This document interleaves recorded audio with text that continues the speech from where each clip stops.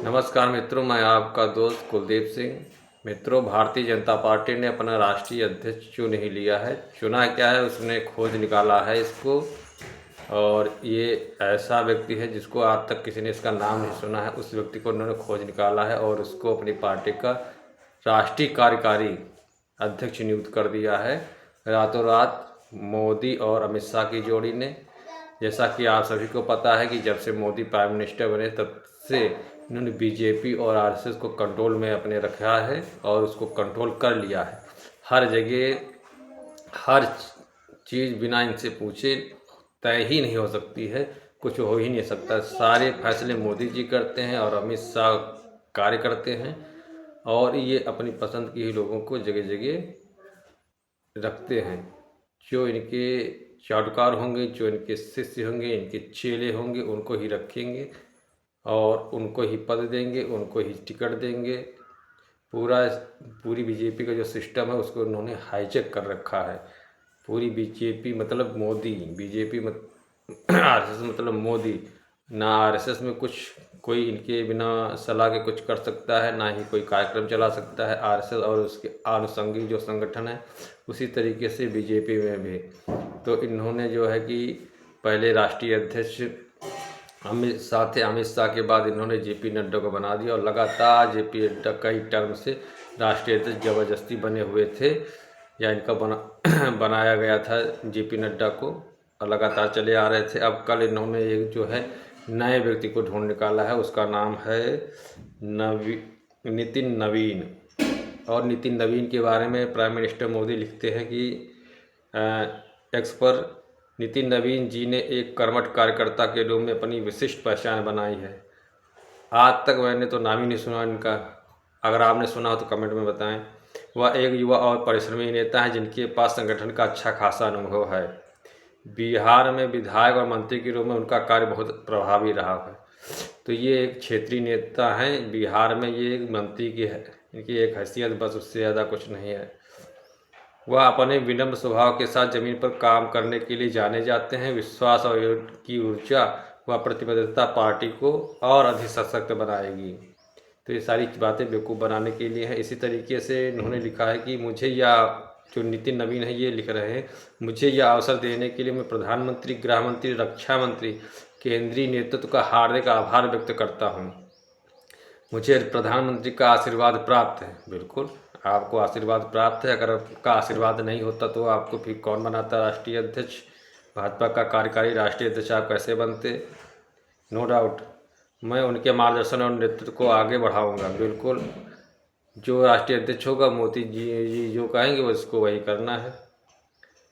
जब आप एक समर्पित कार्यकर्ता के रूप में कार्य करते हैं तो पार्टी के वरिष्ठ नेता इस बात पर ध्यान देते हैं। मैं उनके साथ काम करना जारी रखूंगा। दोस्तों, इतनी जल्दी इतनी बड़ी प्रोग्रेस अगर कोई करता है तो इसमें यह है कि सीधा जो ऊपर वाले लोग हैं वो अपने चमचों को ही स्थान देते हैं। बाकी एक से एक बड़े बड़े नेता हैं जो इनसे बेटर, इनसे अच्छा काम करते हैं, मगर उनको ये चांस नहीं दिया गया राष्ट्रीय अध्यक्ष के रूप में। उनकी राजनीति को ख़त्म किया जा रहा है। दो गुजरातियों के द्वारा मिलकर ये यूपी के नेताओं की राजनीति ख़त्म करें यूपी में। और इधर हिंदी पट्टी में एक से एक बड़े बड़े लीडर हैं, चाहे वो राजस्थान हो, मध्य प्रदेश हो, हरियाणा हो, बिहार हो, झारखंड हो, छत्तीसगढ़ हो, और उनको साइड में कर दिया गया, साइड लाइन कर दिया गया है। और दोस्तों, ये जो न्यूज़ है ये पेपर में निकली हुई है और इसमें देखो जो पेपर वाले क्या छाप रहे हैं। जो इनकी चाटुकार पेपर है यानी न्यूज़पेपर, समाचार पत्र, ये छाप रहा कि भाजपा ने फिर से चौंकाते हुए 45 वर्ष के युवा नेता के हाथों पार्टी की कमान सौंपने का फैसला लिया है। 5 बार विधायक और 3 बार मंत्री रहे बिहार के नितिन नवीन को तत्काल प्रभाव से पार्टी का कार्यकारी राष्ट्रीय अध्यक्ष नियुक्त किया गया है। यह सामान्य पद स्थापन नहीं बल्कि पार्टी के भीतर भरोसे, संगठनात्मक परिवर्तन और भविष्य की राजनीति का संकेत है। यह माना जा रहा है कि नए अध्यक्ष के चुनाव तक नितिन यह जिम्मेदारी संभालेंगे। इसके बाद औपचारिक चुनाव होगा, मगर दोस्तों चुनाव नहीं होगा, सब गोलमोल होगा और यही अध्यक्ष चुन लिए जाएंगे। ठीक, कभी चुनाव नहीं हुआ है, सिर्फ कहने की बात है कि चुनाव होगा। राजनीतिक हलकों में इसे बंगाल विधानसभा चुनाव तक की तैयारी से भी जोड़कर देखा जा रहा है। तो दोस्तों मैं आपको बता रहा हूं कि चुनाव बिल्कुल नहीं होगा राष्ट्रीय अध्यक्ष का। यही कार्यकारी राष्ट्रीय अध्यक्ष समय आने पर राष्ट्रीय अध्यक्ष मनोनीत कर दिए जाएंगे नितिन नवीन, और ये उनके इशारे पर काम करेंगे। मोदी और अमित शाह के इशारे पर काम करेंगे दोस्तों।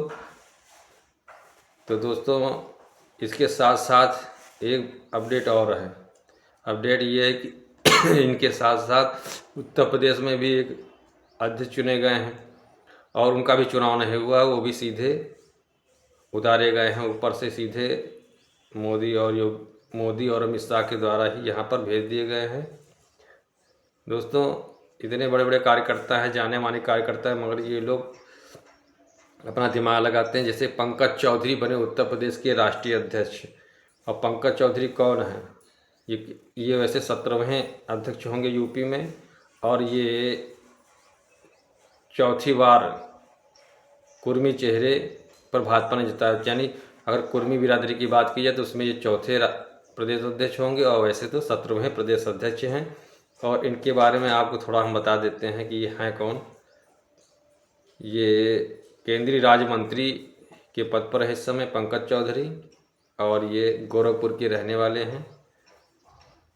तो इनको यह है प्रदेश अध्यक्ष बनाया गया है, लेकिन इनका भी चुनाव नहीं हुआ है, इनको भी ऐसे ही मनोनीत कर दिया गया है।